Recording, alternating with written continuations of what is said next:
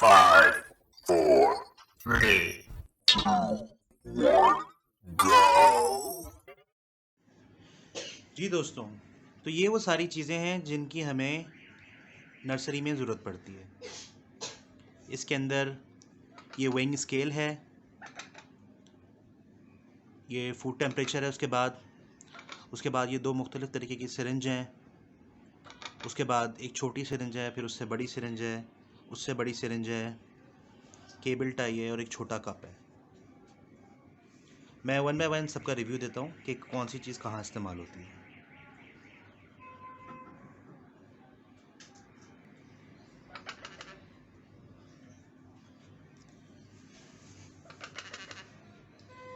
पहली चीज़ है weighing scale. ये हमारे दो चीज़ों में काम आता है। एक तो फीड बनाने के काम आता है, दूसरा हम बच्चों का वज़न लेते हैं इससे। ठीक है, हम इससे वेट, अपना बच्चों का वेट मॉनिटर कर सकते हैं कि अगर हमें कभी ऐसा लग रहा हो कि बच्चा सही से गेन वेट कर रहा है कि नहीं वेट कर रहा, तो हमें उसका रोज़ाना वेट लेना चाहिए। उस वेट लेने के लिए बहुत ज़रूरी है, और सबसे ज़्यादा ज़रूरी है फीड बनाने के काम आता है। ज़्यादातर लोग हैंड फीडिंग में जो गलती करते हैं वो ये करते हैं कि थोड़े सा वक्त गुजरने के बाद उनको ऐसा लगता है कि उनको फीड बनाना आ गई है और उनको मेजरमेंट की ज़रूरत नहीं है।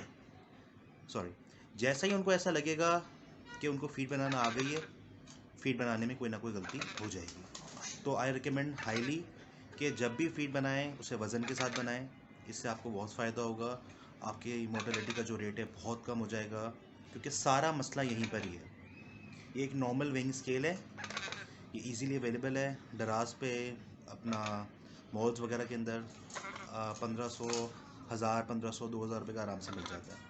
तो ये इजीली अवेलेबल है। अभी ये मेरे हाथ में है इसलिए ऐसे एरर दे रहा है। अगर ये से फ्लैट सरफेस पे होगा तो कोई प्रॉब्लम नहीं होगा। अगली चीज़ ये है फूड टेम्परेचर। ये बताता है कि फीड कितनी गर्म है और कितनी उसका टेम्परेचर क्या चल रहा है। ये दूसरा सबसे ज़रूरी इक्विपमेंट है। जो बच्चों में मसले आते हैं स्लो क्रॉप के, और बच्चा ख़राब हो रहा होता है, बच्चे का वज़न नहीं बढ़ रहा होता, टाइम पे हज़म नहीं कर रहा होता, उसकी मेन वजह है ये। अफसोस की बात यह है कि आज भी लोग उंगली डाल के अंदाजे से फ़ीड करा रहे होते हैं। बच्चे में मसला आता है, ज़ाहिर है 4-10 बच्चों को फ़ीड करा रहे हैं, मसला एक बच्चे के अंदर आएगा।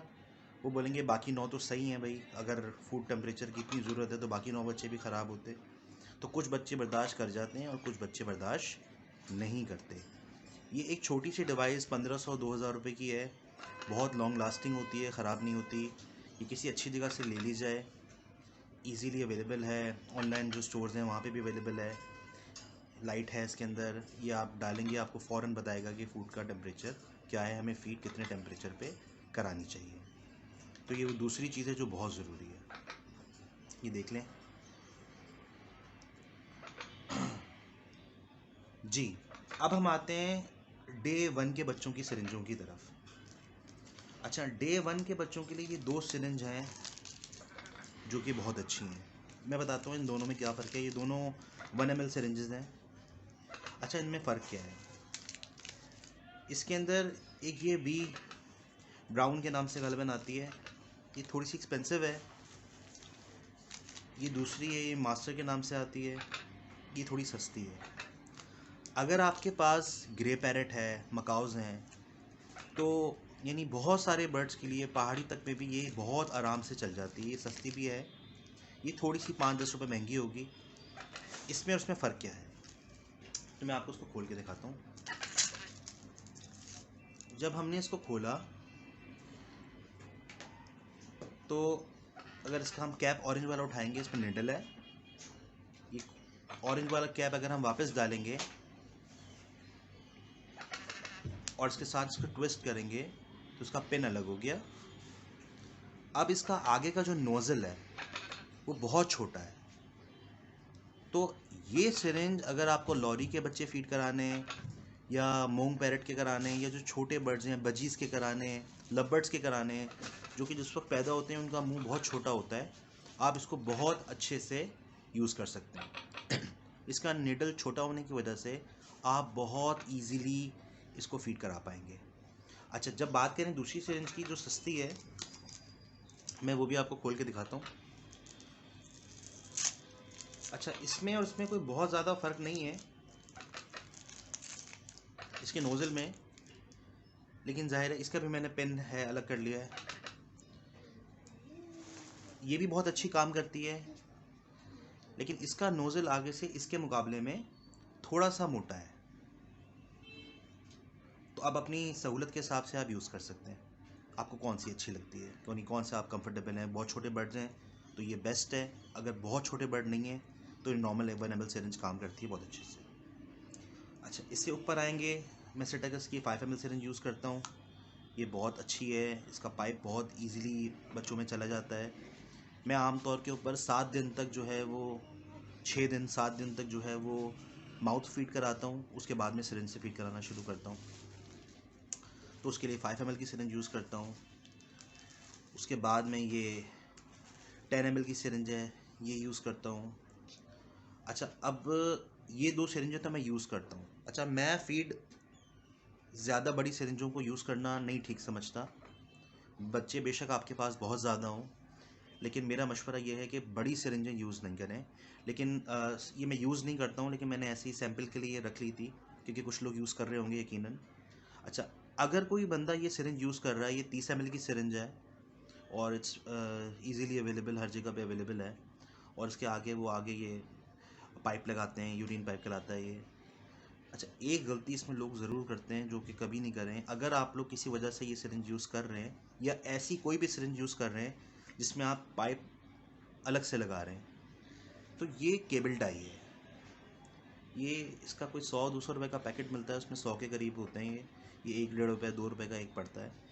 ये 1 रुपये खर्च करने से आपके बच्चों के अंदर जो पाइप उतर जाता है वो शिकायत नहीं आएगी। ये बहुत इजी है, आपने इसको ऐसे रोल करना है, इसमें लगाना है, टाइट करना है। जब ये अच्छी तरीके से टाइट हो जाए, आप इसे यहाँ से कट कर दें। अब ये पाइप नहीं निकलेगा।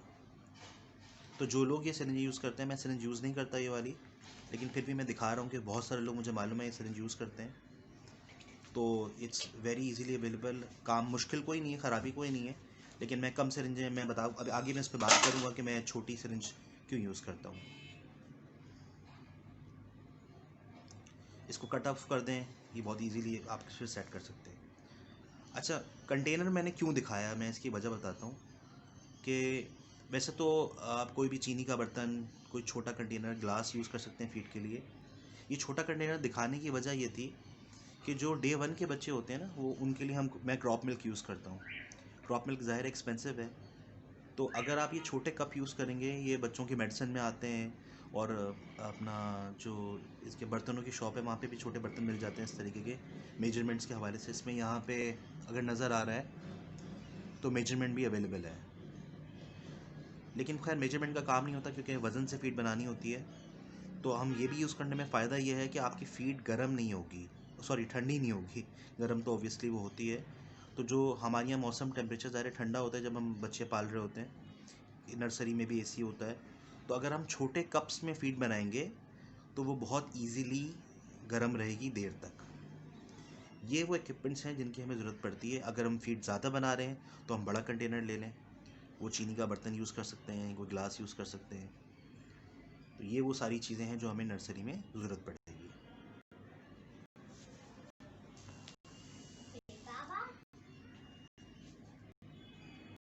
हमारा टॉपिक था आर्टिफिशियल इंक्यूबेशन और हैंड रेयरिंग।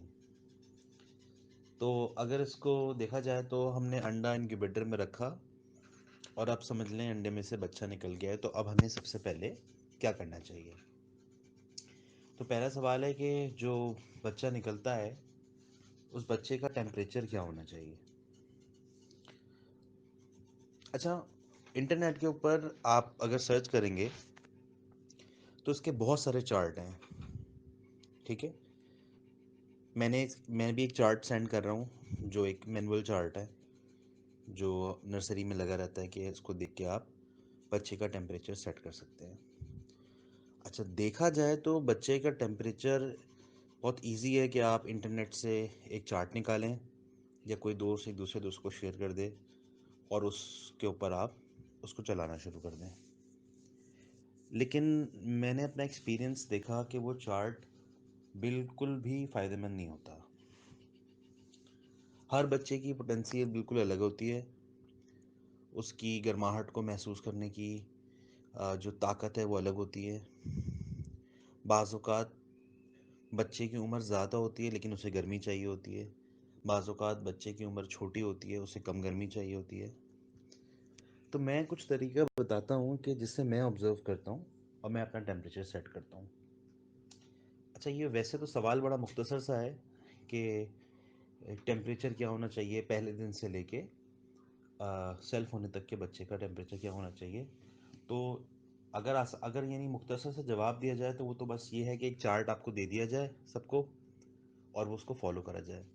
लेकिन इससे बहुत ज़्यादा ज़रूरी ये है कि हमें चार्ट की ज़रूरत ही ना पड़े। तो मैं एक आसान सी तरकीब बताता हूँ जिससे आप बच्चे को देख के फ़ौरन अंदाज़ा लगा लेंगे कि आपको उसका टेम्परेचर कम करना है, बढ़ाना है।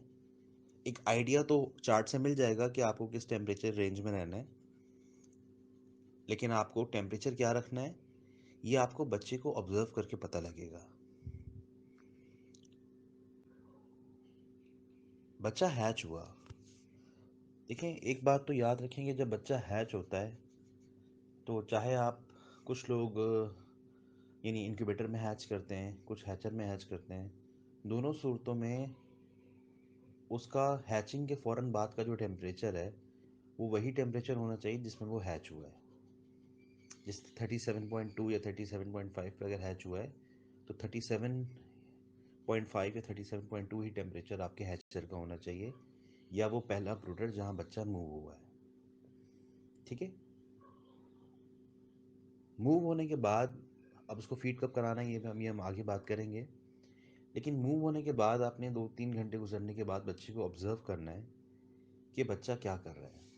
बच्चे की जो आइडियल पोजीशन है वो ये होती है कि बच्चा रेस्ट कर रहा हो। अगर बच्चा मुंह खोल के सांस ले रहा है इसका मतलब है उसे गर्मी लग रही है, जिसे हम हाँफना भी कहते हैं। अगर बच्चा साइडों में घुस रहा है तो ये इस चीज़ की अलामत होती है कि बच्चे को ठंड लग रही है। और अगर बच्चा रेस्ट कर रहा है एक ही जगह पे पड़ा हुआ तो इसका मतलब है ये आइडियल टेम्परेचर है। अच्छा, ये तो हमारी एक ऑब्जर्वेशन हो गई। अब एक और बात, हमने देखा चार्ट, और चार्ट के ऊपर 2 दिन के बच्चे का टेम्परेचर आ रहा है 36 सेंटीग्रेड। अच्छा, यहाँ पर मेरी अंडरस्टैंडिंग थोड़ी डिफरेंट है लेकिन ये बड़ी कामयाब है। वो ये कि आपने बच्चा रखा हुआ कैसे है। मैं समझाता हूँ उस बात को, मेरा क्या मतलब है कहने का। अगर दूसरे दिन के बच्चे का टेम्परेचर 36 होना चाहिए और आपके पास दूसरे दिन के 10 बच्चे हैं तो याद रखें आपने 36 नहीं 35 टेम्परेचर रखना है। इसी तरह अगर 36 टेम्परेचर रिक्वायर्ड है दूसरे दिन के बच्चे का और आपके पास इकलौता बच्चा है तो आपने 37 टेम्परेचर रखना है। अगर बात ज़्यादा कंफ्यूज नहीं हो रही तो इसको समझने का मकसद ये है कि अगर बच्चा अकेला है तो आप उसकी 1 डिग्री बढ़ा दें तो वो इक्विवेलेंट होगा एक नॉर्मल टेम्परेचर के। और अगर उसमें एक से ज़्यादा बच्चे हैं तो क्योंकि बच्चों की आपस की गर्मी भी मौजूद होती है, आपने देखा होगा कि अच्छे भले ठंडे मौसम में डब्बे में बच्चे निकलते हैं, बच्चे ठीक रहते हैं। उसकी वजह ये होती है वो बच्चे सारे आपस में एक दूसरे से जुड़े हुए होते हैं तो वो गर्मी ले रहे होते हैं, गर्म रहते हैं। जैसे ही गर्मी का मौसम आता है यानी मौसम थोड़ा गर्म होता है तो वो बच्चे जब आप बॉक्स चेक करेंगे आप अक्सर देखेंगे वो एक अलग कोने पे पड़ा होगा, एक अलग कोने पे पड़ा होगा, एक अलग कोने पे पड़ा होगा। तो ये वो अंडरस्टैंडिंग है कि बच्चे को टेम्परेचर क्या चाहिए। तो अगर आप चार्ट फॉलो कर रहे हैं और चार्ट पे 36 आ रहा है, तो अगर आपका बच्चा अकेला है तो आप उसको 37 पे रखेंगे, तो वो इक्विवेलेंट होगा 36 के। इसी तरह अगर आपका बच्चा चार्ट के हिसाब से 36 पे आ रहा है और आपके पास एक से ज़्यादा बच्चे उसी एज के हैं जो आपने उसके साथ ही रखे हुए हैं, तो आप 35 टेम्परेचर रखेंगे जो उसके इक्विवेलेंट होगा। इन दोनों सूरतों में ये चार्ट को पढ़ने का तरीका है जैसे मैं पढ़ता हूँ, लेकिन इन दोनों तरीक़ों से जो ज़्यादा आसान है और बहुत ज़रूरी है कि आप समझें, इसकी वजह ये भी है कि बाज़ औक़ात ऐसा होता है कि हम बहुत सारे लोग ऐसे हैं, मैं भी उनमें शामिल हूँ, मैं बहुत महंगा ब्रूडर इस्तेमाल नहीं करता, ठीक है? तो कहीं हमारे ब्रूडर से कहीं गलती ना हो रही हो कि कहीं उसका कोई टेम्परेचर हमें गलत ना बता रहा हो, हमें लग रहा हो कि हमने तो ठीक रखा हुआ है और हमने बच्चों को देखा ही नहीं। तो ये बात हमेशा याद रखें, मैंने पहले भी अपनी बात में ये बात कही थी कि एक तो हम अपनी डिवाइसेस को सेकंड डिवाइसेस से हमेशा चेक करते रहें। मेरे इंक्यूबेटर में भी दूसरा टेम्परेचर मैं यूज़ चेक करता रहता हूँ। मेरे ब्रूडर में हर वक्त एक पैरेलल टेम्परेचर मीटर हर वक्त होता है, जिससे मैं चेक कर रहा होता हूँ उसको। लेकिन इन सब से ज़्यादा ज़रूरी बच्चे की ऑब्जर्वेशन है कि जब आप बच्चे को देखेंगे, बच्चा आपको देखते ही खुद से अपने मुंह से बता देगा, चूँकि वो बेशक बोल भी नहीं सकता, लेकिन वो अपनी मूवमेंट से आपको फ़ौरन बता देगा कि आपने इसका टेम्परेचर नीचे करना है या आपने इसका टेम्परेचर ऊपर की तरफ करना है। सिर्फ बच्चे को देखना है। 3 बातें याद रखें, बहुत आसान, बहुत आसान। एक, अगर बच्चा मुंह खोल के सांस ले रहा है, हाँफ रहा है, इसका मतलब है उसे गर्मी लग रही है। दूसरी बात, अगर बच्चा साइडों में जा रहा है, कोनों कोनों के अंदर जा रहा है, तो उसको ठंड लग रही है। अच्छा, तीसरी बात, अगर बच्चा रेस्ट कर रहा है पड़ा हुआ एक ही जगह पे, यानी फीड होने के बाद अगर वो रेस्ट कर रहा है, तो इसका मतलब है वो अपनी आइडियल पोजीशन में, अपने आइडियल टेम्परेचर में। ऐसा बिल्कुल हो सकता है कि बच्चा 2 दिन का हो और उसको बेसिकली 37 टेम्परेचर चाहिए हो, लेकिन वो 36 पे रिलेट कर रहा हो, यानी 36 पे इजीली बैठा हुआ हो, तो उसके लिए उस वक्त 36 टेम्परेचर बेस्ट है। बच्चे की ऑब्जर्वेशन बहुत ज़रूरी है। एक आखिरी बात टेम्परेचर के हवाले से, मेरा एक्सपीरियंस ये है कि जैसे हम इंक्यूबेशन में बात करते हैं कि ह्यूमिडिटी अगर थोड़ी सी कम हो जाए तो ज़्यादा मसला नहीं है, लेकिन अगर ह्यूमिडिटी ज़्यादा रहे तो थोड़ा मसला है। टेम्परेचर में थोड़ा सा उल्टा है, अगर 1 डिग्री टेम्परेचर ज़्यादा होगा तो बच्चे को इतना प्रॉब्लम नहीं होगा जितना 1 डिग्री कम टेम्परेचर से प्रॉब्लम हो जाएगा। तो ये मेरा पर्सनल एक्सपीरियंस है कि अगर कहीं कोई कन्फ्यूजन है और अगर आपके पास दो में से कोई एक चीज़ को फ़ैसला लेना है, तो ज़रा सा हायर टेम्परेचर मामूली सा रख लें, वो बच्चे को उतना ख़राब नहीं करेगा। लेकिन अगर टेम्परेचर कम हो गया तो वो बच्चे के लिए खासा नुकसानदेह है। अच्छा, टेम्परेचर, ये तो हमारे टेम्परेचर की बात हो गई। ह्यूमिडिटी के हवाले से, ह्यूमिडिटी कोशिश करें 40, वैसे तो ये सवाल नहीं था लेकिन फिर भी मैंने कहा ऐड कर दूं, ज़रूरी है। ह्यूमिडिटी बहुत ज़्यादा वेरी इसमें प्रॉब्लम नहीं होता, लेकिन ह्यूमिडिटी 40-50 के बीच में, यानी एक पैरेलल ह्यूमिडिटी रखनी चाहिए, ना बहुत ज़्यादा ना बहुत कम। शुक्रिया जी। हैंड रेडिंग में दूसरा सवाल, बच्चे के निकलने के फ़ौरन बाद हमें क्या करना चाहिए? अच्छा, ये डिपेंड करता है कि बच्चा इंक्यूबेटर में निकला है या हैचर में निकला है। अगर बच्चा इंक्यूबेटर में निकला है तो उसको जैसे ही बच्चा निकले उसको फ़ौरन हम ब्रूडर में शिफ्ट करें। जब हम ब्रूडर में शिफ्ट करें उसका टेम्परेचर उतना ही होना चाहिए जितना आपका इंक्यूबेटर का है। अच्छा, बच्चा अंडे से निकलने के बाद कितनी देर में फीड होना चाहिए, सबसे पहले क्या फीड कराना चाहिए, क्या करना चाहिए? अच्छा, मैं यहाँ पर एक चीज़ बता दूँ, मैंने पहले भी शायद ये ज़िक्र किया था, बच्चा निकलने के बाद फ़ौरन उसको फीड कराने की कोशिश नहीं करनी चाहिए। मेरे एक्सपीरियंस में बच्चा कम से कम 2-3 घंटे गुजार ले, उसको पहली फीड उसके बाद होनी चाहिए। मैं हमेशा पहली फीड उसको ORS कराता हूँ, जो पीडियालाइट होता है, उससे दो फ़ायदे होते हैं। एक तो बच्चा जब निकलता है स्ट्रेस से निकलता है। अच्छा, बच्चा चाहे कितनी भी अच्छी तरीके से निकले, जब वो पहली बार निकलता है तो वो थोड़ा सा स्ट्रेस में ज़रूर होता है। जब उसको हम पीडियालाइट कराते हैं या ओआरएस कराते हैं तो वो जल्दी से अपनी आंतों को साफ़ करता है और जल्दी से हाइड्रेट हो जाता है। उसका मैकेनिज़्म बहुत तेज़ी से काम करना शुरू कर देता है। अच्छा, मैं तो सिर्फ एक बार नहीं, 2 बार 3 बार, यानी शुरू की जो 2-3 फ़ीड हैं वो मैं पीडियालाइट ही कराता हूँ। जब वो 2-3 दफ़ा उन पीडियालाइट को हज़म कर लेता है, उसके बाद मैं पहली दफ़ा उसको फ़ीड कराता हूँ। तो पहले बच्चे के निकलते ही साथ सबसे पहले क्या करना चाहिए, जिस टेम्परेचर पे बच्चा निकला है सेम टेम्परेचर पे उसको ब्रूडर में शिफ्ट करें। अगर वो हैचर में निकला है, यानी पहले से ही आपने ब्रूडर में रख दिया था, तो उसको वहाँ रहने दें। कम से कम 2-3 घंटे, कम से कम जो टाइम है वो 2 घंटे के बाद, 3 घंटे के बाद, जब बच्चा थोड़ा सा एडजस्ट हो जाए, हीट ले ले, उसके बाद आप उसको पहली फ़ीड कराइए। वो पहली फ़ीड मैं पीडियालाइट कराता हूँ और पीडियालाइट ही रिकमेंड करता हूँ। बच्चा उससे बहुत अच्छे से एक्टिव हो जाता है। उसके बाद आप आहिस्ता आहिस्ता अपनी हैंड फीड उसको करा सकते हैं। अच्छा, पहले दिन के बच्चे को कैसी थिक हैंड फीड करानी चाहिए, इसके ऊपर मैं अलग से बात करूँगा, पूरा डिटेल में समझाऊँगा। तो यहाँ पे ये वाला सवाल का जवाब इतना ही है। हम इसके बाद आगे बढ़ते हैं इंशाल्लाह। तो तीसरा सवाल ये है कि क्या हम एक बार हैंड फीड को बना के उसको संभाल के रख लें फ्रिज में या कहीं पर भी, और पूरा दिन उसी हैंड फीड को हम यूज़ करें? तो ये बिल्कुल भी रिकमेंडेड नहीं है, क्योंकि हैंड फीड अगर रखी रहेगी तो वो ख़राब हो सकती है। इनको दोबारा गर्म नहीं करना चाहिए। इनमें छोटे पार्टिकल्स होते हैं जो ख़राब हो जाते हैं, जो क्रॉप के लिए नुकसानदेह होते हैं बच्चे के। तो हर दफ़ा फ्रेश बैग बनाना चाहिए।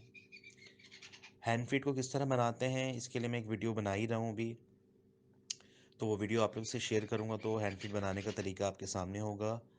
हैंड फीड ज़ाया नहीं होनी चाहिए क्योंकि एक्सपेंसिव बहुत है। कोशिश करें हैंड फीड जैसे मैं बता रहा हूँ उस तरीके से बनाएंगे, आपकी हैंड फीड बिल्कुल ज़ाया नहीं होगी। जितनी आपको हैंड फीड बनानी है एग्जैक्ट आप उतनी हैंड फीड बनाएंगे और आपकी बिल्कुल हैंड फीड ज़ाया नहीं होगी। कोशिश करें छोटी क्वांटिटी में हैंड फीड्स बनाएं, उससे आसानी ये होगी कि आपको यानी इसको संभालने की ज़रूरत ही नहीं पड़ेगी। जो भी लोग ये सोचते हैं कि हम इसको संभाल लें, यूटिलाइज़ दोबारा करा लें, उसका पीछे मकसद यही होता है कि उनकी हैंड फीड ज़ाया ना हो। तो जो तरीका मैं समझाऊंगा इंशाल्लाह अपनी आने वाली वीडियो में कि हैंड फीड बनाते किस तरह है, उसमें ये वाला प्रॉब्लम ख़त्म हो जाएगा। आप उतनी ही हैंड फीड बनाएंगे जितनी आपके बच्चे को ज़रूरत है। अस्सलाम वालेकुम दोस्तों, हैंड रेयरिंग के अंदर एक बहुत अहम सवाल, हैंड फीड को बनाने का सही तरीका। आमतौर पर लोग हैंड फीड को बनाना बहुत आसान समझते हैं और सोचते हैं कि ये कोई इतना इम्पोर्टेंट सवाल भी नहीं है, बस थोड़ा सा थिक होगा, थोड़ा सा पतला होगा, फीड में पानी मिक्स करें और हम बच्चे को कराते हैं। यकीन जाने में अरसा 7 साल 8 साल हो गए मुझे बच्चे पालते हुए। जितना ज़रूरी और जितना अहम ये वाला पॉइंट है, हैंड रेयरिंग में इससे ज़्यादा इम्पोर्टेंट पॉइंट कोई भी नहीं है। फीड को बनाने का सही तरीका। फीड हमेशा, जैसे मैंने पहले भी बताया कि फ़ीड हमेशा वज़न से बनाएं। इसके दो फ़ायदे हैं। एक फ़ायदा कि आपकी फ़ीड ज़ाया नहीं होगी, दूसरा फ़ायदा आपकी फ़ीड हमेशा एक्यूरेट बनेगी। ज़रा से वज़न से ऊपर नीचे करने में, कभी चम्मच से ज़्यादा गिर गई या कम गिर गई, इसमें ज़मीन आसमान का फ़र्क आ जाता है फ़ीड के बनने में और बच्चे की मोटिलिटी रेट के अंदर। मैंने बहुत सारी फीड्स इस्तेमाल करी हैं, चाहे वो सिटाकस हो, सुप्रीम हो, केटी हो। अच्छा, जो पैकेजेस के ऊपर तरीका लिखा होता है बनाने का, अगर सेम उस तरीके से फीड बनाई जाए तो उस फीड की थिकनेस में और जो थिकनेस मैं बताने जा रहा हूँ उसमें ज़मीन आसमान का फ़र्क नज़र आएगा। लेकिन हो सकता है वो वहाँ के वेदर के हिसाब से हो, वहाँ के मुल्क के हिसाब से हो। यहाँ अगर उस रेशो से फीड बनाई जाए तो वो फीड बहुत थिक बनती है और उसमें बच्चों में मैंने प्रॉब्लम देखा है, ये मेरा एक्सपीरियंस है। तो जो रेशो मैं एक बहुत अरसे से यूज़ कर रहा हूँ, जिसमें कोई शिकायत नहीं है, ज़बरदस्त किस्म का वेट गेन है और किसी किस्म की कोई शिकायत मेरे सामने नहीं आई, वो मैं आप लोग से आज शेयर करूँगा। अच्छा, फीड बनाने के तरीके में सबसे पहले हमने वेइंग स्केल हमारे पास होना चाहिए, फीड, एक खाली बॉल, फूड टेम्परेचर का आला, चम्मच और गर्म पानी। याद रखिएगा दोस्तों, पानी हमें जिस टेम्परेचर पे बच्चे को फीड कराना है, पानी उससे थोड़ा ज़्यादा गर्म होना ज़रूरी है। उबलता हुआ पानी बेशक ना हो, लेकिन खासा गर्म होना ज़रूरी है। हमने सबसे पहले वेइंग स्केल ऑन किया, उसमें हमने अपना खाली कंटेनर रखा, इसको 0 किया, इसमें हमने 100 ml पानी ऐड करना है।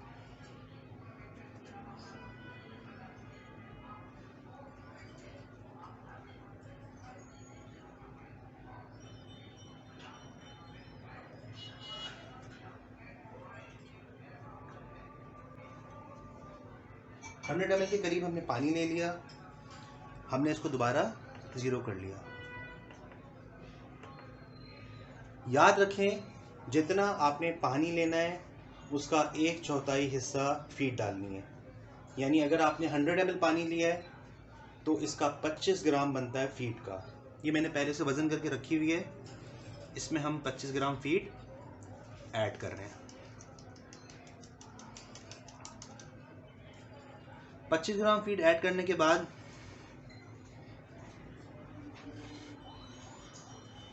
आप बेशक वेइंग स्केल हटा लें और इसको समझें, हम इसको स्पून से मिक्स करेंगे। अच्छा, पानी को ज़्यादा गर्म रखने की क्या वजह है?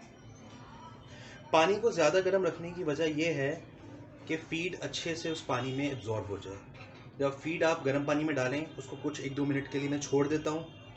जब वो अच्छी तरीके से जज़्ब हो जाती है, फिर मैं उसे अच्छी तरीके से स्पून से मिक्स करता हूँ, उसके बाद फीड कराता हूँ। अभी हम देख सकते हैं कि हमारा टेम्परेचर पानी का क्या है। आप देख सकते हैं ये 132 है, अगर नज़र आ रहा है 132 फ़ारेनहाइट, जो कि फीडिंग टेम्परेचर से बहुत ज़्यादा है। कोशिश करें अपने यूटेंसिल्स को साफ़ रखें टिश्यू से या किसी भी चीज़ से, ताकि बैक्टीरिया ना बने। हम इसको कुछ देर छोड़ेंगे।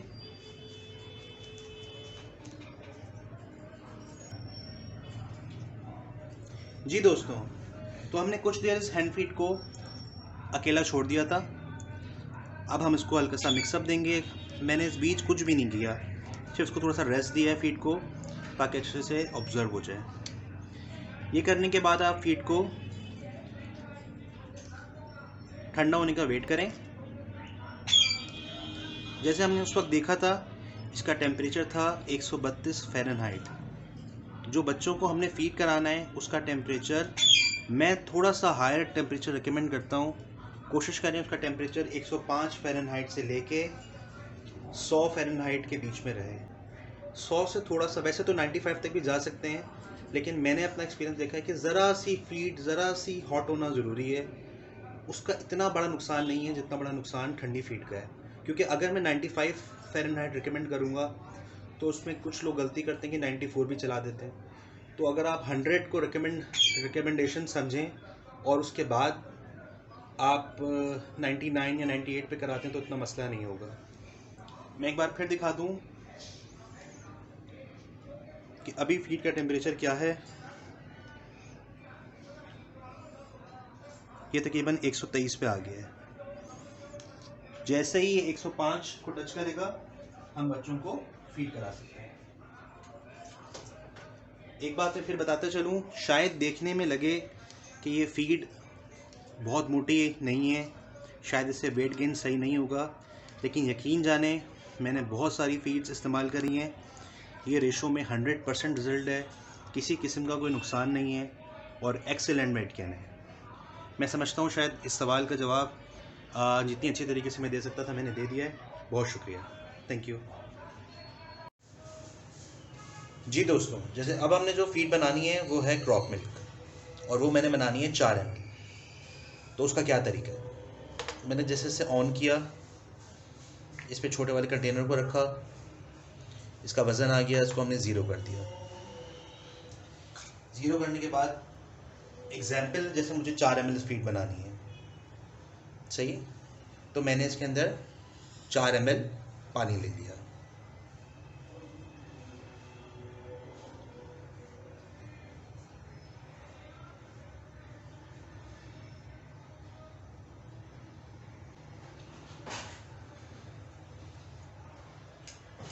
4 ml पानी ले लिया, इसको ज़ीरो कर दिया। ज़ीरो करने के बाद क्रॉप मिल्क 1 ग्राम डालना है। 4 ml पानी में 1 ग्राम क्रॉप मिल्क।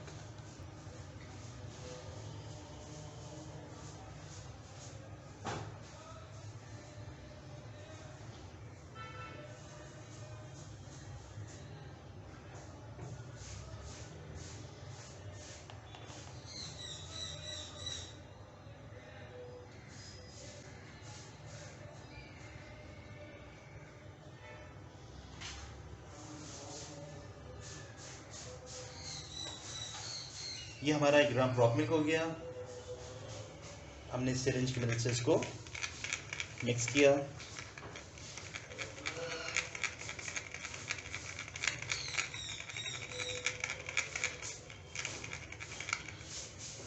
इसको आपने सिरिंज में दिया। अब आप ये इसका टेम्परेचर चेक करें, उसके फ़ौरन बाद आप इसको फीड करा सकते हैं।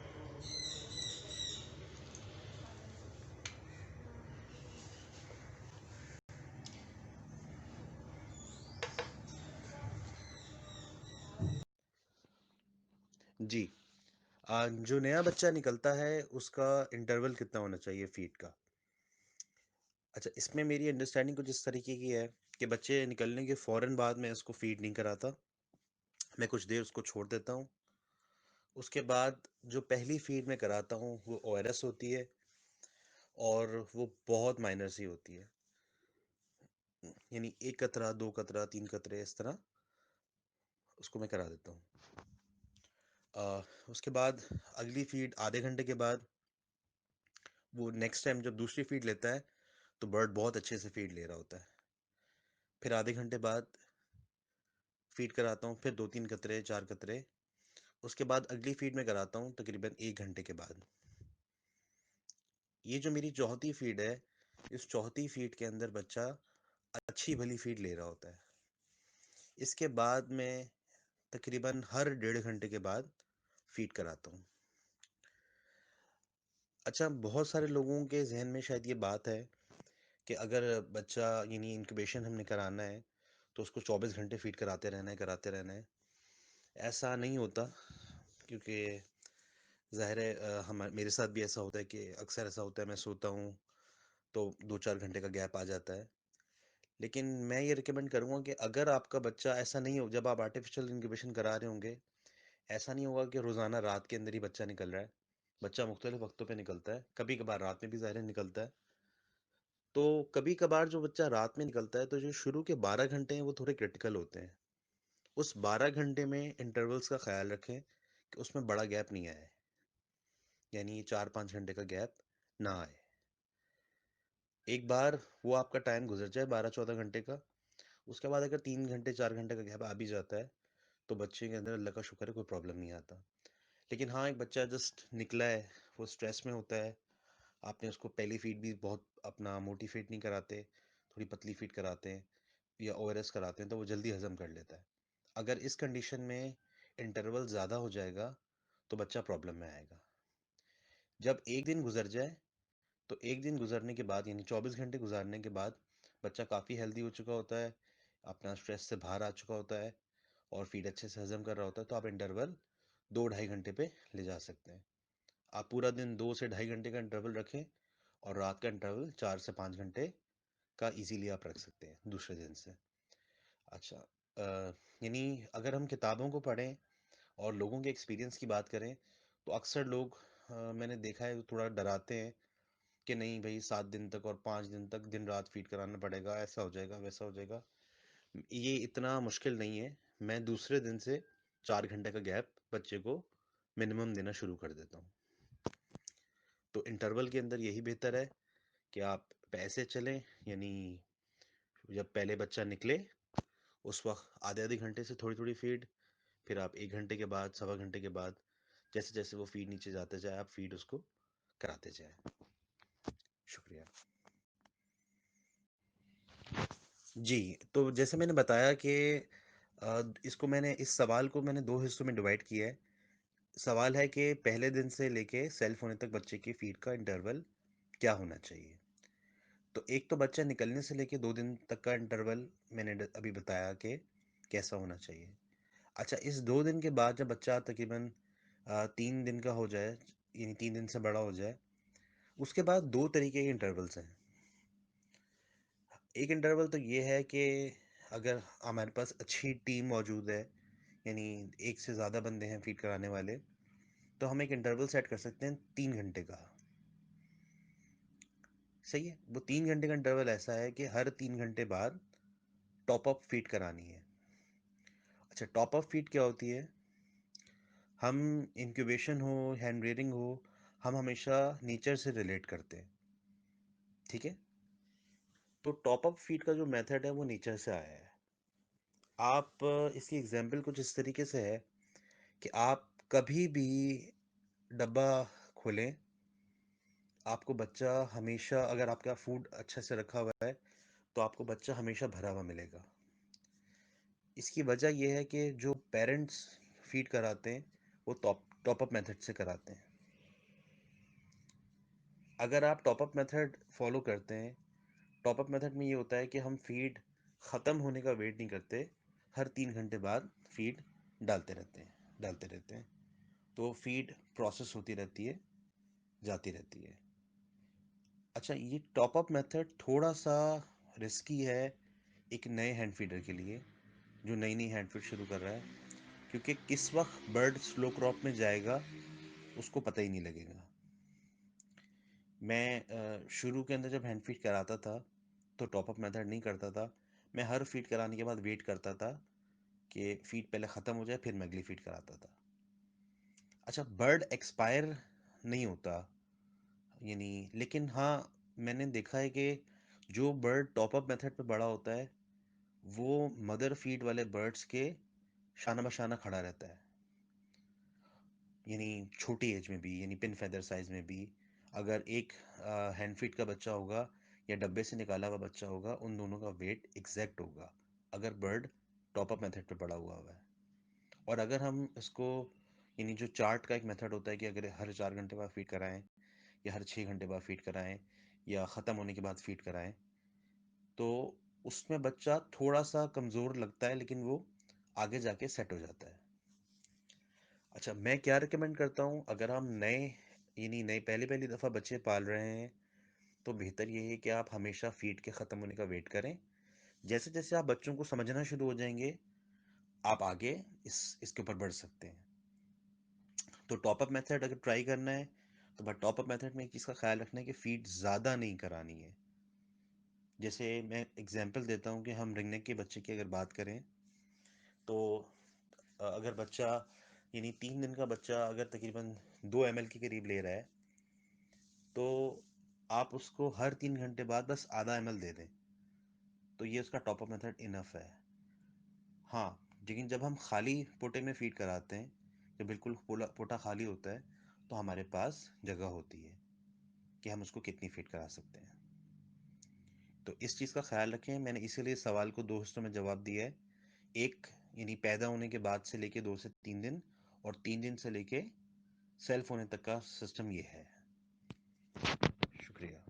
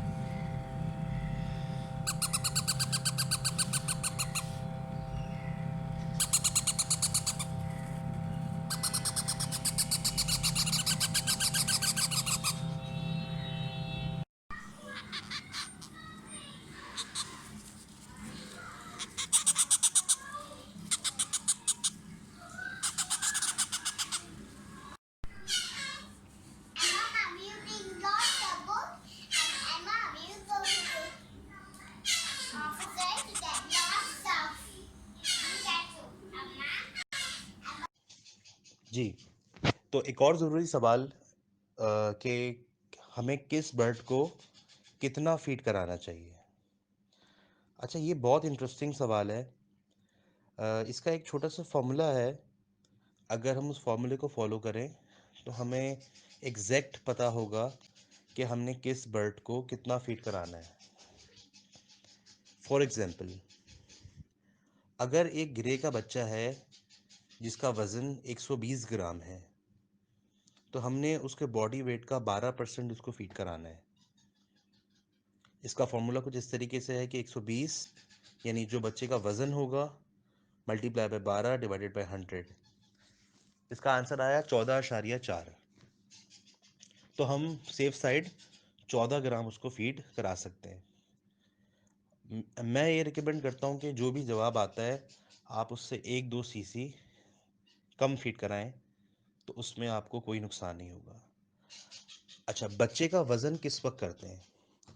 तो याद रखें, कभी भी बच्चों का वज़न करते हैं सुबह, यानी जब आप रात में आखिरी फीड कराएं और सुबह उसका पोटा बिल्कुल खाली होना चाहिए। जब उसका पोटा बिल्कुल खाली होगा उस वक्त आप फीड करा सकते हैं, यानी जिस वक्त उसका पोटा बिल्कुल खाली होगा उस वक्त आप उसका वज़न ले सकते हैं। तो बस एक इस चीज़ का ख्याल रखें, आप वज़न ले लें, वज़न लेने के बाद आप ईज़िली उसको जितना भी फीड लिखा हुआ है करा सकते हैं। अच्छा, जैसे जैसे बच्चे का वज़न बढ़ता रहेगा आप फीड इन्हेंस करते रहें। थोड़े टाइम के बाद आपको ये यानी वेट करके एग्जैक्ट फीड देने की ज़रूरत नहीं है, लेकिन अक्सर लोगों को नहीं पता होता कि किस बच्चे को कितनी करानी है, तो ये एग्जैक्ट फार्मूला बताएगा कि आपको इतनी फीड करानी है। अच्छा, ज़ाहिर है जब बच्चा बड़ा होता रहेगा तो एक वक्त ऐसा आ जाएगा उसका वज़न बहुत ज़्यादा हो जाएगा। तो किस स्पीशीज़ की कितनी मैक्स वेट है यानी मैक्स कैपेसिटी है, वो मैं वो भी शेयर कर रहा हूँ साथ में। अच्छा, मैं एक रिकमेंडेशन और दे रहा हूँ, ये जितनी भी मैं यानी आपको रिटन में लिखा हुआ दे रहा हूँ, ये एक किताब से लिया हुआ है, ठीक है। जो मेरा पर्सनल एक्सपीरियंस है, मैं इन तमाम को, ये जितनी भी आपके पास लिखी हुई कैपेसिटीज़, मैं इन सबको कम यूज़ करता हूँ। फॉर एग्ज़ाम्पल, यहाँ पे जैसे रिंगनेक का लिखा हुआ है कि 25 से 30 ग्राम फीड करानी चाहिए उसको, यानी मैक्सिमम जो फीड कैपेसिटी है। मैं अपने घर के अंदर रिंगनेक को 15 सीसी से ज़्यादा फीड कभी भी नहीं कराता, ठीक है। और यकीन जाने, हाँ, फ्रीक्वेंट ज़रूर कराता हूँ, ज़्यादा फीड ज़रूर कराता हूँ।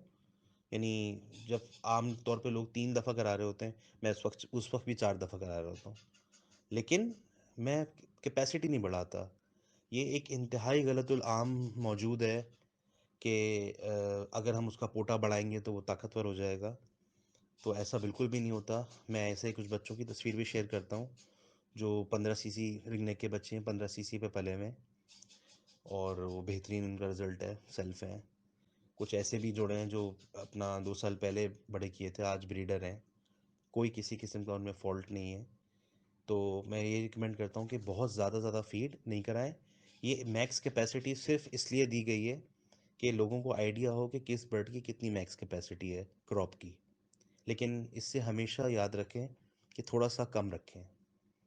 तो एक छोटा सा रिव्यू दोबारा, कि बच्चे का वज़न अगर 120 ग्राम है तो बच्चे का वज़न मल्टीप्लाई बाय 12 डिवाइडेड बाय 100, सही है। इसका जो आंसर आएगा उतना सीसी बच्चे को फीड आपने कराना है। अच्छा, एक चीज़ और, जो बच्चा अंडे से निकलता है, निकलते ही साथ उसका वज़न अगर करेंगे तो उसकी जो वज़न आ रहा होगा शायद वो पहली फीड उतनी ना ले, लेकिन जैसे ही वो अपने रूटीन में आएगा, यानी 4-5-6 फीडों के बाद, तो वो इतनी फीड ले लेगा। अगर फॉर्मूले के हिसाब से उसमें 1.5 सीसी आ रहा है, तो अगर वो 1 सीसी भी ले लेता है तो इट्स फाइन। मैंने जैसे बताया कि जो फॉर्मूले में आ रहा है उससे थोड़ी सी कम करा लें, उसका कोई नुकसान नहीं है। लेकिन ये एक आइडिया देने के लिए है कि बहुत कम ना जारी हो फीड, ताकि बच्चा कहीं बहुत ज़्यादा कमज़ोर ना हो कहीं पर भी। शुक्रिया जी। बच्चा अगर एक हैंड फीड पे हमारे पास आया है तो क्या हम उसको दूसरी हैंड फीड पे कन्वर्ट कर सकते हैं या नहीं कर सकते? बिल्कुल कर सकते हैं सर, बिल्कुल कर सकते हैं। बस करना क्या है, इसका एक प्रोसीजर मैं बताता हूँ। फ़र्ज़ करें हम बच्चा ख़रीदने गए या हमने बच्चा ट्रैवल कराया या कोई भी रीज़न है।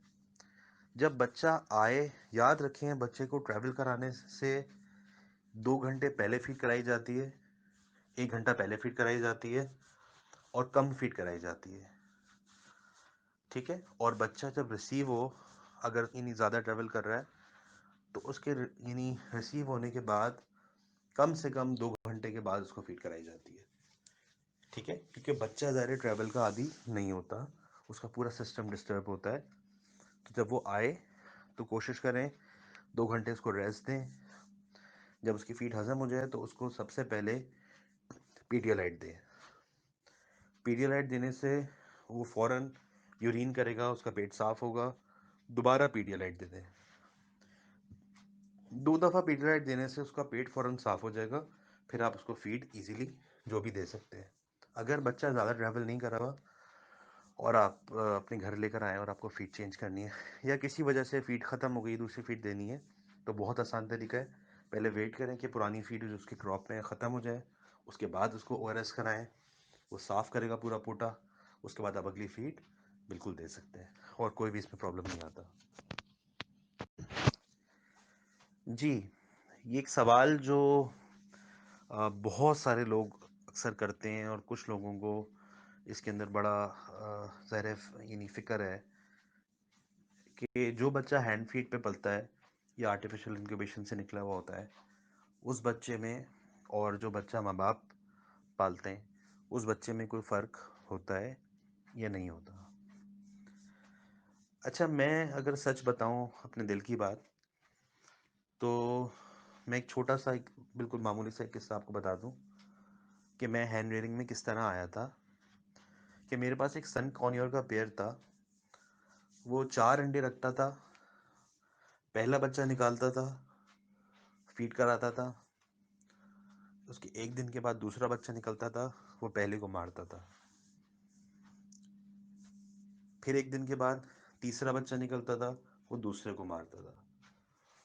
फिर तीसरा बच्चा निकलता था, यानी इस तरह वो एक एक बच्चा जो नया निकलता रहता था उसको पालता था, पुराने वाले को मार देता था और आखिर में वो एक बच्चा पूरा बड़ा कर लेता था, यानी मैं पिन फेदर तक उसके पास रखता था।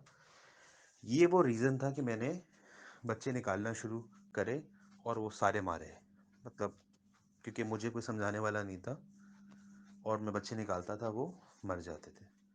ये वो रीज़न था मैंने बच्चे निकालना शुरू करे। और जब पहली बार बच्चे सर्वाइव हुए, वो बिल्कुल भी माँ बाप के बच्चों के जैसे नहीं थे। लेकिन जैसे जैसे टाइम गुजरता जाएगा, आपको हैंड फीड आती जाएगी, इंशाल्लाह आप बच्चे बिल्कुल उस लेवल के तैयार कर सकते हैं जैसे माँ बाप तैयार कर सकते हैं। और कोई ये देख के नहीं बता सकता कि ये बच्चा हैंड फीड से, मतलब आर्टिफिशियल इंक्यूबेशन से निकला हुआ है, हैंड फीड से निकला हुआ है या माँ बाप से पला हुआ है। एक चीज़ मैं ज़रूर बताऊंगा कि जो बच्चे माँ बाप से पलते हैं, उनका इम्यून सिस्टम बहुत अच्छा होता है, क्योंकि ज़ाहिर है वो पहले दिन से ही बैक्टीरिया गंदगी के अंदर होता है और हम इंक्यूबेशन में बहुत साफ़ सुथराई उसमें रखते हैं। लेकिन ये शुरू का टाइम थोड़ा सा डिफ़िकल्ट होता है। जब बच्चा थोड़ा बड़ा हो जाता है, तो हम उसको यानी प्रोबायोटिक आप देते रहें, आप बहुत सारे प्रोबायोटिक अवेलेबल हैं, तो उससे उनका इम्यून सिस्टम बहुत अच्छा हो जाता है। अगर हम ऐसा करें तो उन बच्चों में कोई ज़्यादा ऐसा फ़र्क नहीं होता। अच्छा, एक छोटा सा वेट गेन का फॉर्मूला है। जब बच्चा इनक्यूबेट, यानी उससे आपको पता लगता रहेगा कि बच्चा सही से बड़ा हो रहा है कि नहीं हो रहा है। जो मेथड मैंने बताया फीड बनाने का, फीड कराने का, अगर उसको प्रॉपर फॉलो करा जाए, तो जैसा किताबों में लिखा हुआ है कि बच्चे का हैच वेट 3 दिन में डबल होना चाहिए।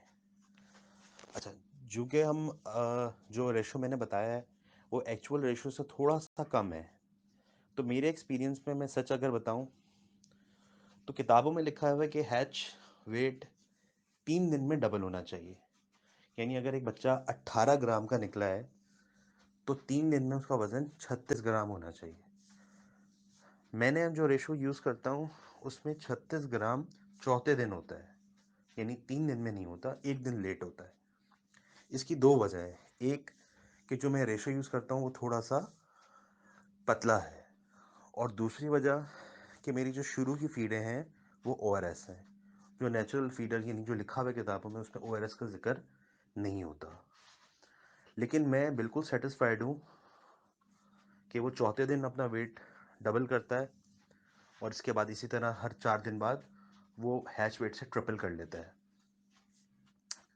तो ये वेट अगर शुरू के 6-7 दिनों में सही गेन हुआ तो वो बच्चा आखिर तक ठीक रहेगा।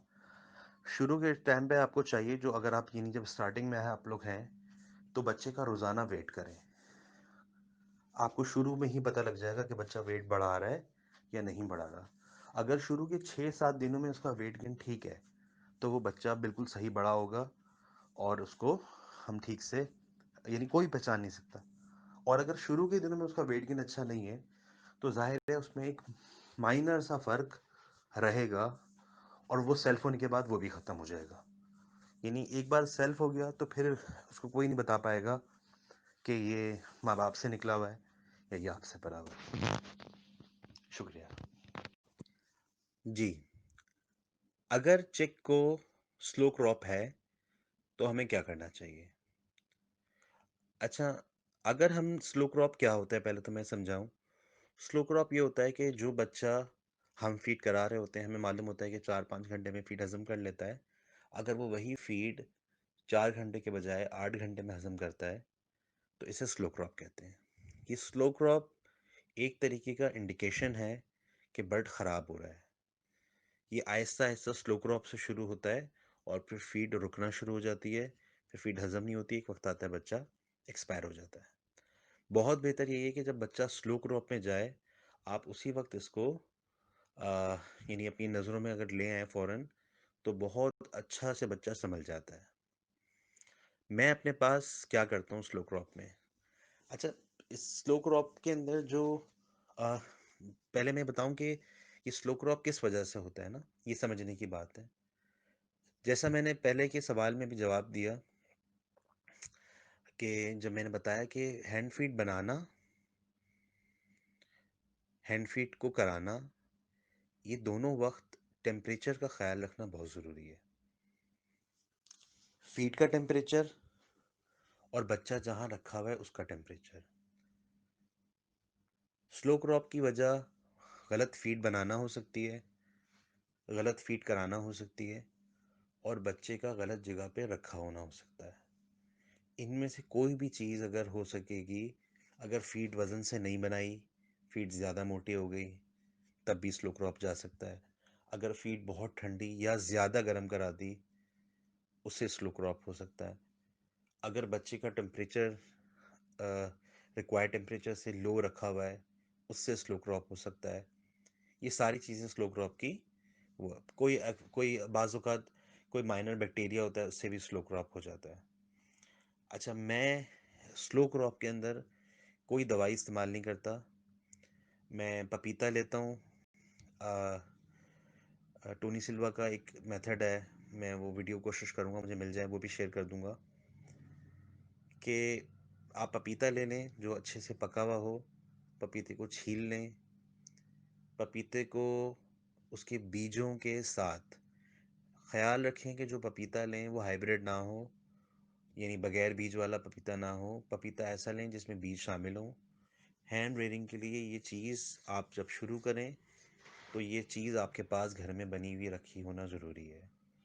आप पपीता लीजिए, उसे पील करें, पपीता अच्छा पका हुआ हो, ठीक है, बीज समेत पपीते को ग्राइंडर में डालें, उसमें थोड़ा सा पीडियालाइट मिलाएं जो हमारा ORS होता है।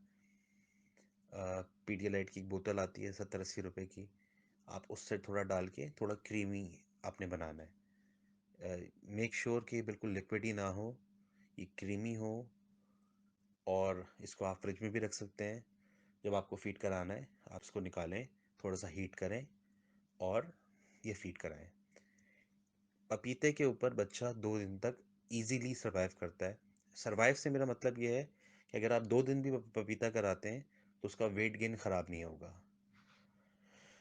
तो अच्छा, बेशक ये आप बिल्कुल फीड को रोक दें। आप एक दिन, वैसे तो आप 2 दफ़ा कराएंगे, 3 दफ़ा कराएंगे, उसका फ्लश यानी फ़ौरन उसका पोटा चलना शुरू हो जाएगा।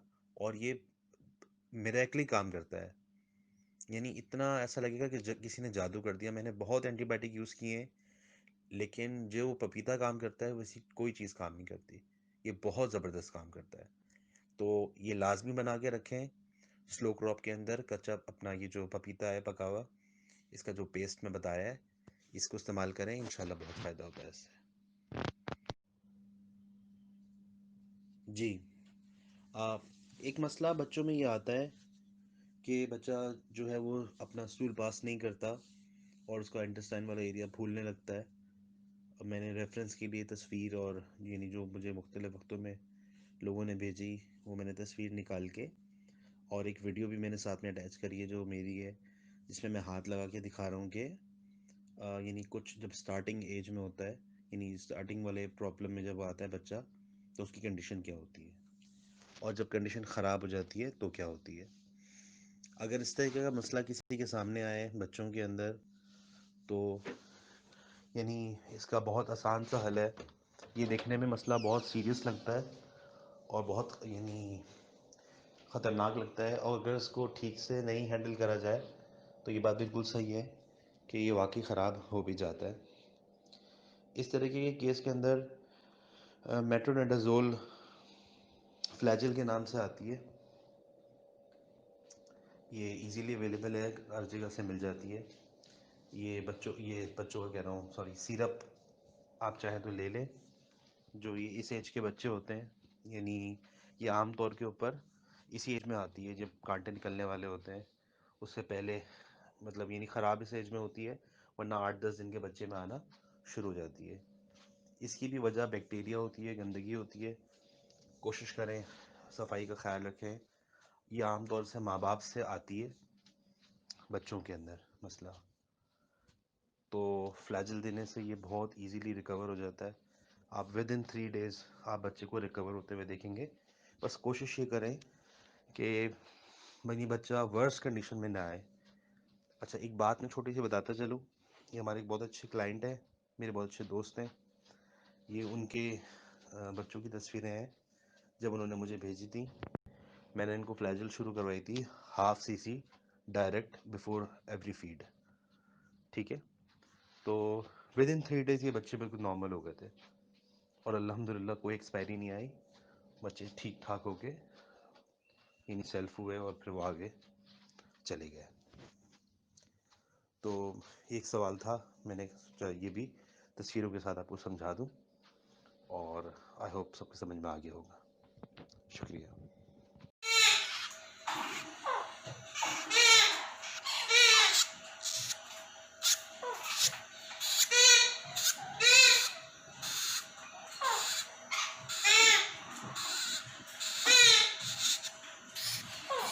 जी, बाज़ औक़ात ऐसा होता है कि ये जो मसला मैं बताने जा रहा हूँ, ये आम तौर पर छोटे बच्चों में ज़्यादा आता है मसला, कि बच्चे में गैस उसके पोटे में जमा होना शुरू हो जाती है। ये एक बैक्टीरिया की वजह से ऐसा होता है। अगर ऐसा हो तो हमें क्या करना चाहिए? मैं इस केस के अंदर एक बच्चों का सिरप आता है, इन्फेंट कार्बोनेटिव मिक्सचर, मैं वो लेता हूँ। सिर्फ यानी जैसे बच्चे का वेट के हिसाब से, अगर बच्चा बहुत छोटा है, आम तौर पर ये मैंने जो मसला मेरे पास देखा है, ये सिर्फ छोटे बच्चों में देखा है जो बच्चे निकलते हैं। और मैं इसमें एक चीज़ और ऐड कर दूं कि जो बच्चा हैंड फीट पे निकलता है, कोशिश मैं ये करता हूँ कि आपने उसको फीड करा के रखा, अब जब आप नेक्स्ट टाइम आए तो उसका टिश्यू चेंज कर दें। अगर आपने उसको टिश्यू में रखा है, अगर आपने उसको बुरादे में रखा हुआ है, तो फिर आप मतलब 6-8 घंटे बाद चेंज कर लें। लेकिन अगर आपने टिश्यू में रखा हुआ है तो हर फीड पे उसको चेंज करें, क्योंकि शुरू का जो बच्चा निकलता है वो बहुत डेलिकेट होता है, वो ज़रा सा भी बैक्टीरिया को कैच करता है और ये गैस वाला इशू आना शुरू हो जाता है। वैसे ये प्रॉब्लम इतना कोई बड़ा नहीं है, सिर्फ 2 या 3 दफ़ा गैस यानी ये मेडिसिन देने से वो फिर सेटिंग में आ जाता है बिल्कुल अच्छे से। इसको देने का तरीका ये है कि जब आप देखें ये मसला हो रहा है, तो आप इन्फेंट कार्बोनेटेड मिक्सचर के 1-2 कतरे इसको कराएं। 10-15 मिनट बाद, आधे घंटे के बाद आप इसको ORS दे दें। उसके थोड़ी देर बाद आप इसको फिर फीड भी करा सकते हैं। यानी पहले आपने मेडिसिन दी, छोटा बच्चा है, 2 कतरे 3 कतरे, उसके बाद उसको छोड़ दें, उससे वो गैस पास हो जाएगा। उसके बाद उसको फ़ौरन फीड ना कराएं, उसको ओआरएस दें, ताकि इस बीच जो उसने स्ट्रेस से गुजरा वो नमकियात ओआरएस उसकी पूरी कर देगा। जब वो ओआरएस हजम कर ले तो फिर आप एक पतली फीड करा के फिर आहिस्ता ऐसे ग्रेजुअली इसको स्टार्ट कर सकते हैं। तो अगर गैस आ जाए क्रॉप में तो उसका ये आसान तरीका है। जी, बच्चों में एक मसला ये भी आता है कि बच्चों को फ्लू होना शुरू हो जाता है, उनकी नाक से पानी आना शुरू हो जाता है। ऐसी कंडीशन में क्या करा जाए? आम तौर पर ये मसला जो मैंने अपने सामने देखा कि जो बर्ड ट्रैवल करके आ रहा होता है, उनमें ये मसला आता है। वरना यहाँ जो बच्चे कराची में, जैसे मैं कराची में रहता हूँ, कराची में निकलते हैं, बड़े होते हैं, उनमें ये मसला बहुत कम आता है। लेकिन जो बच्चा ट्रैवल करके आया हुआ होता है, उनमें ये मसला ज़्यादातर आ जाता है। मैं इस सवाल के जवाब में दोनों चीज़ों को कवर करता हूँ। एक तो ये कि अ, बच्चा यानी बहुत ज़्यादा सेंसिटिव होता है, इसे बहुत ज़्यादा हेवी एंटीबायोटिक्स नहीं देने चाहिए। बहुत सादा सा एंटीबायोटिक है डॉक्सीसाइक्लिन, ये वेब्रामाइसिन के नाम से आता है, सबको पता होगा इस बारे में। इसका डोजेज मैं बता दूं, ये आधे लीटर पानी में 2 कैप्सूल मिक्स करके आप इसका पानी रेफ्रिजरेटर में रख सकते हैं। आपने करना ये है कि बच्चे को अगर फ्लू हो जाए, आमतौर पे जब बच्चे को फ्लू होता है तो वो फीड हजम कर रहा होता है, मतलब फीड में इसको प्रॉब्लम नहीं होता। हाँ, जब ये फ्लू बहुत सीवियर हो जाए तो उसके बाद ये अपना ख़राबी की तरफ जाता है।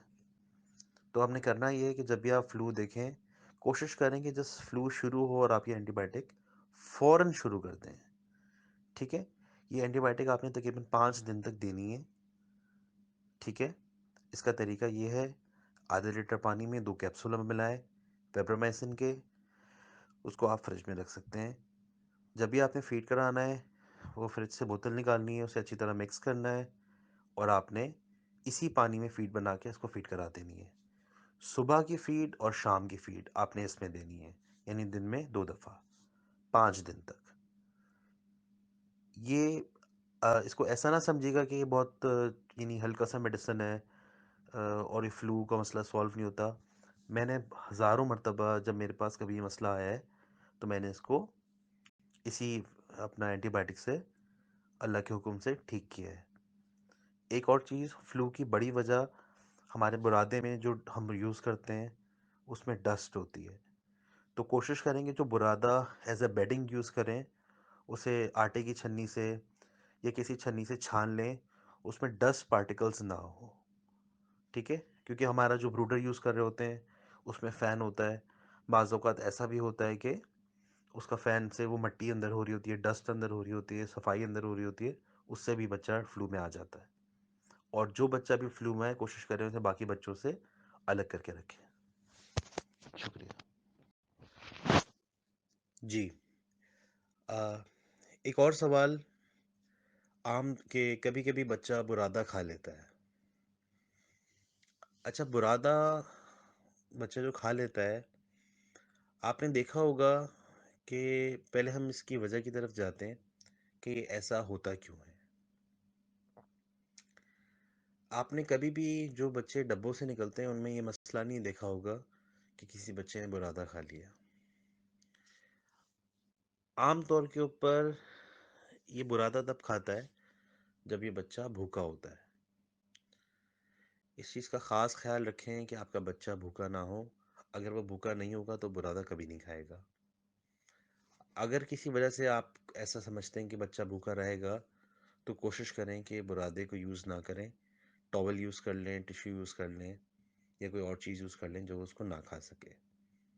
बुरादे के खाने की वजह फ़कत इतनी होती है कि बच्चा भूखा होता है, मचलता है, वो इधर-उधर मुँह मारता है, जिसमें बुरादा उसके मुँह में आता है और वो उसको खा लेता है।